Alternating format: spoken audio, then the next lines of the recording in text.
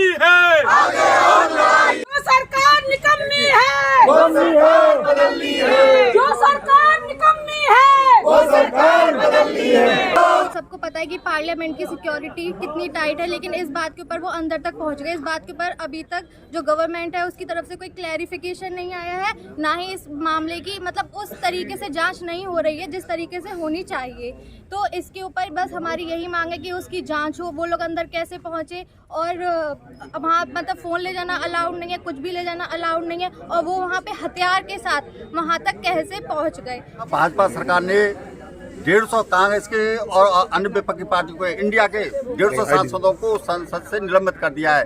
कारण क्या है कि वो जनता की आवाज उठाते थे, लोकतंत्र की आवाज उठाते थे, और संसद में जो हुआ, जो दो घुसे अंदर संसद में घुसे 2 बार थे, उन्होंने जो भी किया, भाजपा के सांसद के द्वारा प्रवेश पत्र दिया गया उनको, उस सांसद के खिलाफ कोई कार्रवाई नहीं हो रही है।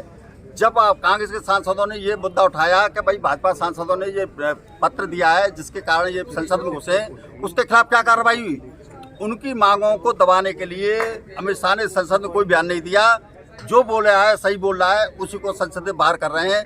ये ऐसी निकम्मी सरकार, ऐसी भ्रष्ट सरकार, ये तानाशाही सरकार मैंने कभी नहीं देखी। और हमने जिस तरह अंग्रेजों शासन में जिस तरह हो रहा था, मोदी ने हूबहू वो करने जा रहे हैं।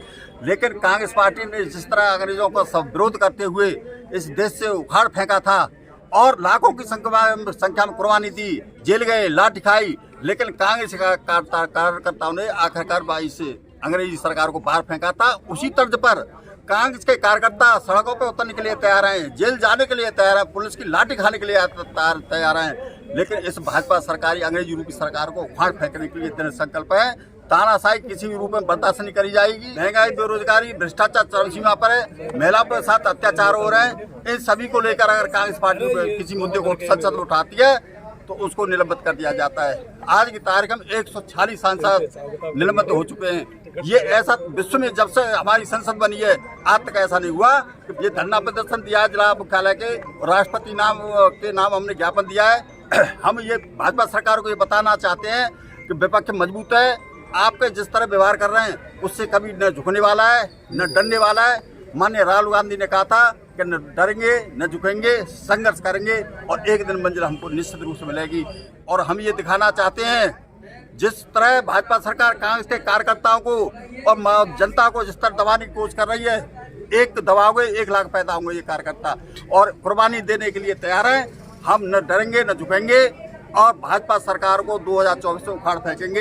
ये पूछना चाहता हूँ भाजपा सरकार को, जब चौधरी चरण सिंह के जो उनके चित्र रखे थे उनको कोठी में, उनके सड़कों में फेंक दिए गए, जाटों को आरक्षण खत्म किया है केंद्र सरकार में, हमने कांग्रेस में जाटों को आरक्षण दिया था, उनको भाजपा सरकार ने उनको खत्म कराने का काम किया है। मैं ये पूछना चाहता हूँ भाजपा सरकार अगर ज्यादा ही तेजी है तो जाटों को केंद्र में आरक्षण क्यों नहीं देती है? और निश्चित रूप से जाटों को जो सम्मान मिलना चाहिए नहीं मिला। आपने अगर सबसे विरोधी पार्टी है तो जाटों की भाजपा पार्टी है, जिसको जाट बिरादरी और जनता बिरादरी किसी भी रूप में बर्दाश्त नहीं करेंगे।